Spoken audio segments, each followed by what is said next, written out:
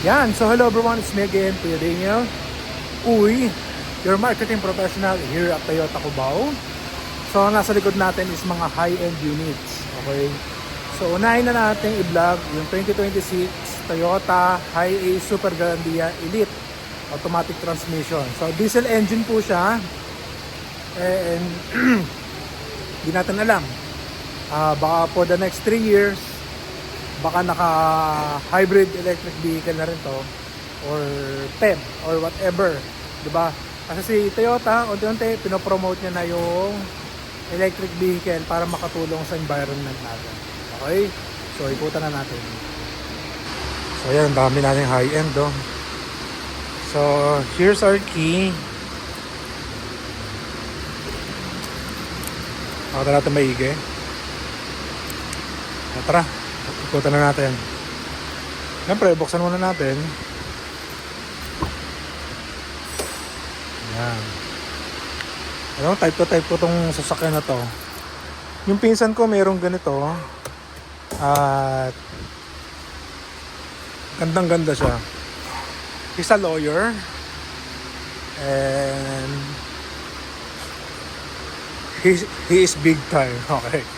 So by the way, yung makikita natin sa harapan, syempre headlight niya, yung washer, pangwisik lang ng tubig yan, fog lamps. Ilang sensor ang meron tayo sa harapan? 2 lang. Front camera. Okay. So yung stylish grill natin dyan, ayan. And of course, logo ni Toyota. This is a 2.8 engine. Hindi ka mabibitin dito. D4D. And naka-turbo na to. So hayop pa under rin itong sasakyan na to.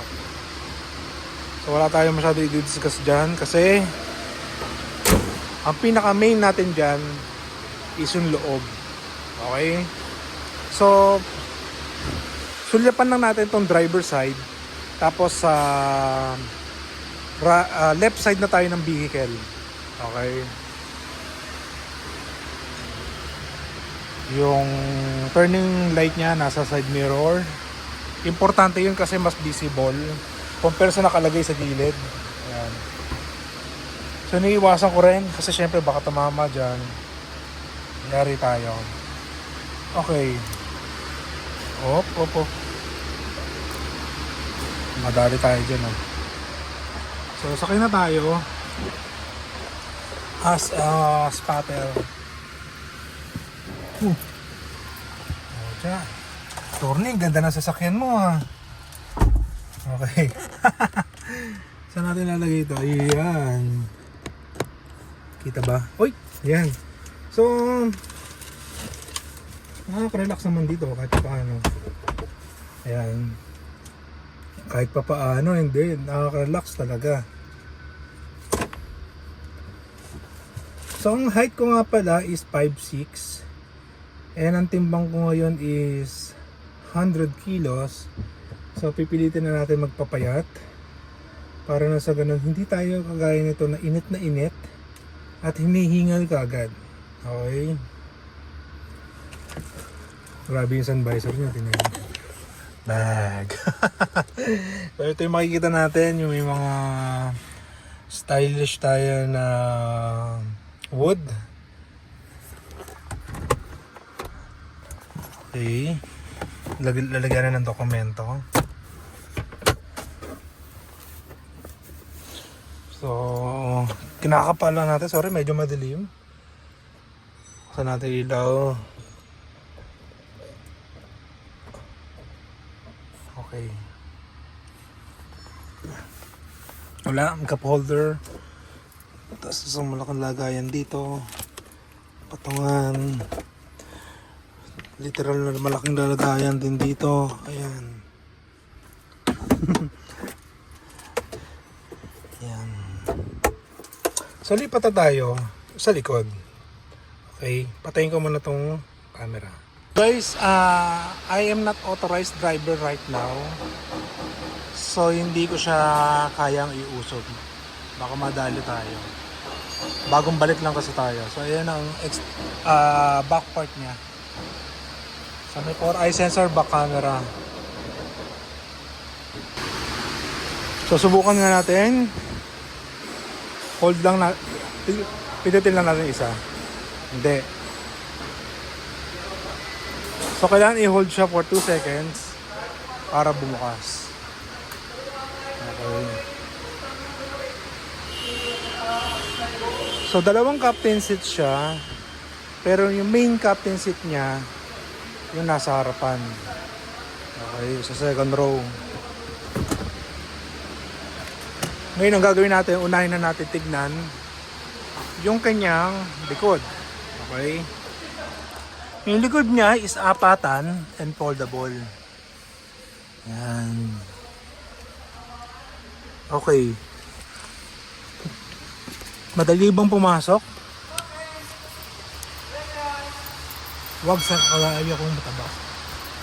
Pero may tamang way yan para makapasok. Iusog lang natin to sagad at makakaupo na ron.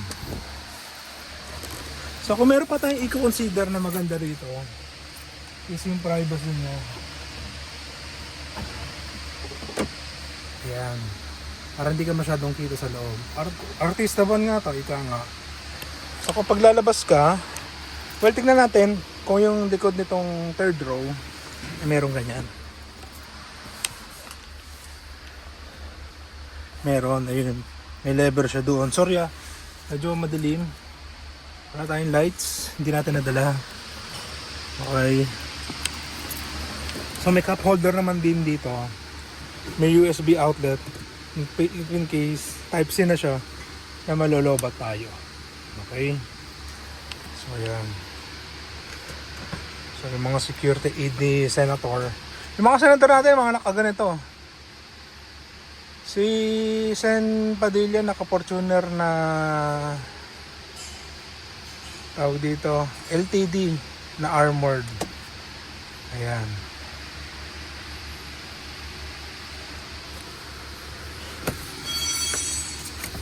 So gusto ko dito may armrest. Ayan. Hindi man kagaya nung nasa harapan na yan. Okay. So dito na-explain ko sa vlog na to yung comfortability. Okay. Yeah.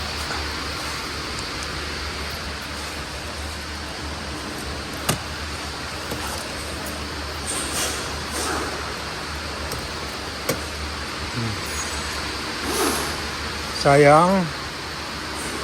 Lagay ko muna na sa bulsa ko. And uupo tayo.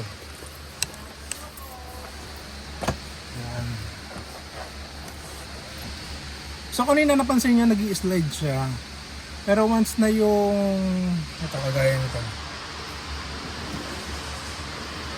matutulak-tulak mo siya.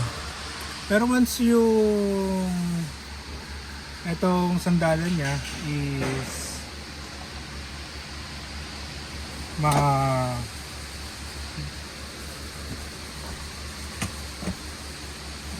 ilak mo na siya sa likod, maglalak na rin yung ilalim niya. Yan. So meron siyang center na lalagyanan dito.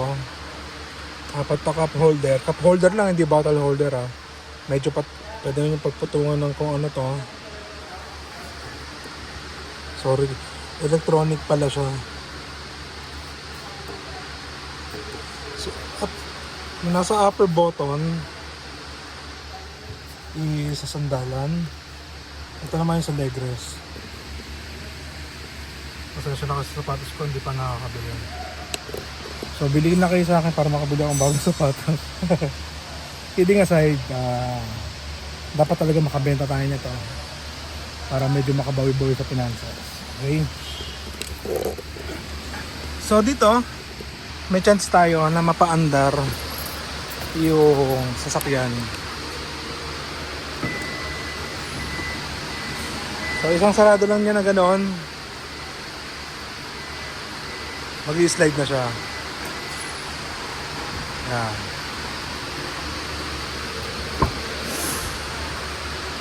So the usual, common naman yan. Common naman yan. Ito, of course, sa sliding door. Electronic na rin pala tong seat natin, ha? Whew. Grabe. Tourer, SG Elite, halos ganito din. So nagkakaiba lang sa package. Like for example, ito. Oh, hindi ganito kay Tourer eh. Ganito rin naman kay Tourer, kay Grandia. Kaya nga lang, hindi ganito yung elegant design. Okay. Tapos isa pang napansin ko dito is yung electronic parking brake natin. Tsaka yung auto hold. Meron siya yan. So, maganda yan. Bakit? Space saver. Okay. So, tara. Start natin saglit itong sasakyan na to. This is a push start button. And ayan. So, may temperature siya na maganda rito. I-auto natin.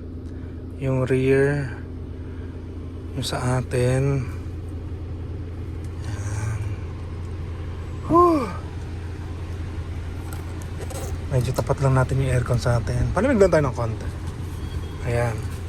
So at least makikita natin dito kung ano yung mga umiilaw kapag binuksan natin. So by the way, may shade holder siya.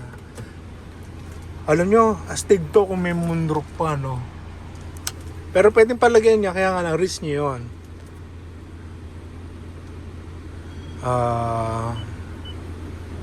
Ayan.